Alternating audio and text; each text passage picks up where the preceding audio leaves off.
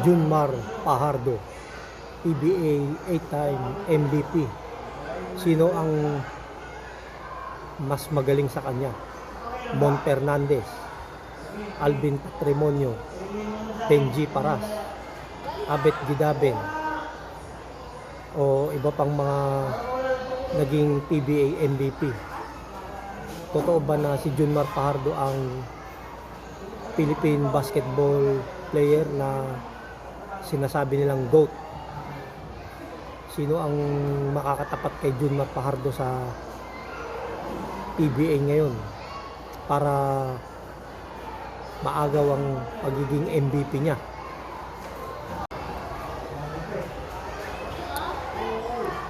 Wala kasing kamat sa PBA si ngayon Junmar Fajardo, kaya naka 8-time PBA MVP siya.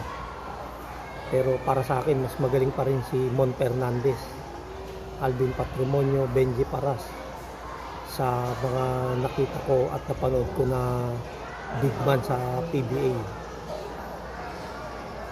Si Junmar Fajardo kasi walang kamat sa PBA ngayon, kaya palagi siyang MVP saka champion yung kanilang team maraming beses.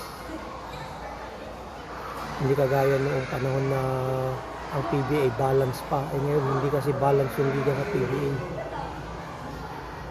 Maraming sister teams tsaka hindi parehas yung mga team ngayon. Maraming superstar sa San Miguel kaysa sa ibang team, kaya wala silang ibang makitang maging MVP kundi si Junmar Fajardo lang. Wala siyang katapat, wala siyang kamats.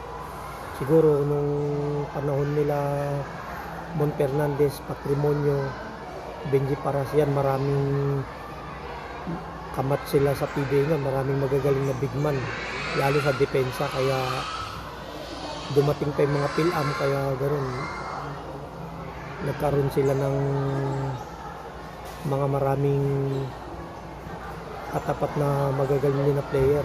Saka ang PBA noon balance, maraming nanonood, punuan yung mga venue noon, hindi katulad ngayon playoffs na, championship, ang daming bakanting upuan sa PBA, kaya nakakatamad manood ng PBA ngayon dahil sa ganun mga laro. Dapat alisin yung mga sister teams na yan, sister teams, tapos sabi nila mayroon daw farm teams. Dapat alisin na lahat ng mga yan para balance ang liga sa PBA.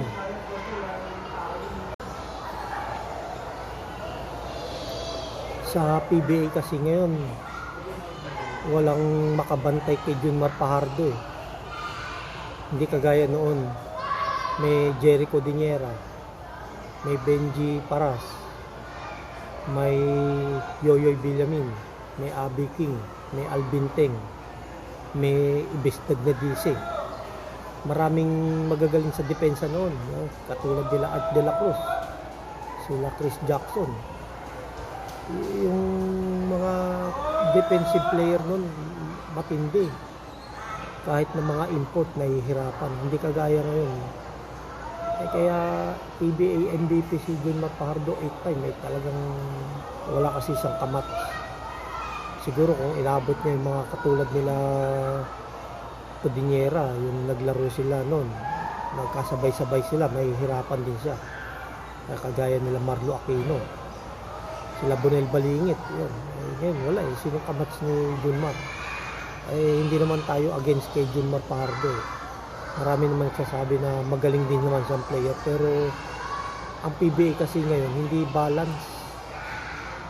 Napapansin nyo naman, ang daming bakanting upuan sa PBA. Nakakatamad manood kahit nasa TV. Hindi ka masisiyahan manood. Playoffs na, championship na, ganun pa rin, walang pinagbago. Tapos naglagay pa sila ng 4-point line. Parang ginawa lang nilang kengko yung PBA. Dapat tanggalin nila yung 4-point line na yan. Ang dapat nilang i-implement dyan yung amateur rules na lang, yung FIBA rules, para pag sumali sila sa mga international games, makapag-adjust na yung mga player. Dati naman may illegal defense pa nun, tinanggal nila. O tayo mo, nakapag-adjust yung mga player na wala yung mga illegal defense na yun. Ganun lang talaga. Kung gusto nilang umangat ang PBA, tanggalin nila yung mga farm teams na yan na sinasabi, tsaka yung sister teams. Ganun lang yun. Para bumalik yung sigla ng mga manonood. Katulad ko, para ganahan manood ng PBA.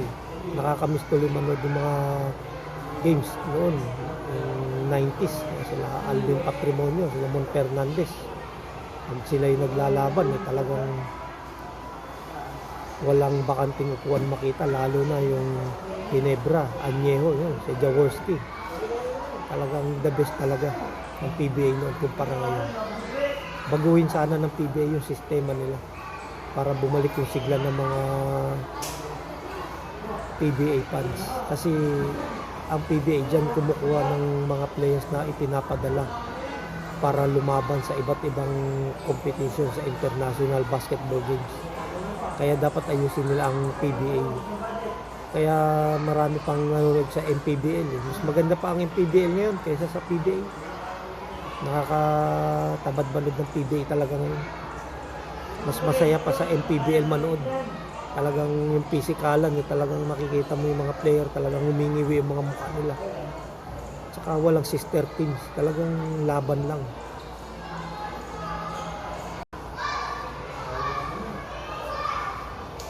Para sa akin, ang pinakamagaling na big man na nakita ko at napanood sa PBA ay si Mon Fernandez talaga. Pinakamagaling na big man ng PBA.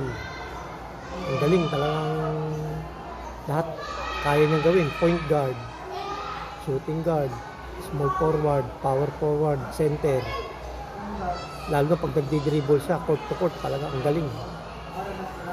Si Mon Fernandez ang pinakamagaling na big man na nakita ko sa lahat sa kasaysayan ng PBA. Siyempre meron din iba, Alvin Patrimonio, Benji Paras, si Abet Gidaben, si Abe King, yan, Jericho Diniera, Nelson Asaytono. Maraming player kaysa kay Junior Pardo. Kaya dapat ayusin ng PBA yung kanilang sistema para ang PBA hindi lang si Junmar Fajardo yung maging MVP. Dapat alisin nila yung height limit sa import para ma-challenge yung PBA 8-time MVP. Katulad ni Dwight Howard, gusto niyang makalaban si Junmar Fajardo. Pagka ganun yung gagawin ng PBA, makikita kung gaano katindi si Junmar Fajardo sa ilalim. Kung nakikita lang sa international kalaban yung iba, dapat makita rin sa PBA yung ano ni Junmar, kung talagang magaling talaga siya. Wala nang height limit sa PBA, dapat tanggalin na nila yun para lumakas ang PBA. Kung gusto ni Dwight Howard na maglaro sa PBA, sige, payagan nyo para may makalaban si Junmar Fajardo na magagaling, na malalaki, mga 7-footer na dating NBA player, para balance yung liga.